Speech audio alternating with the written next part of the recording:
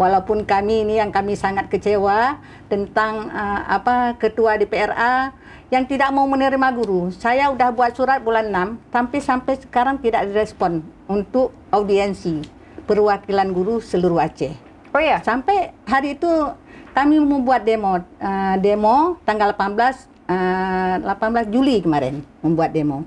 Tapi kita undurkan kalau ada komitmen daripada mereka. Kemudian Bapak Hudi datang mengatakan bahwa itu nggak usah dulu di demo karena mereka udah mengusulkan, kita lihat dulu. Nah, kalau nggak juga nanti bulan 10 beliau tuh paling terdepan. Nah, itu yang beliau janjikan. Ini kita tagih.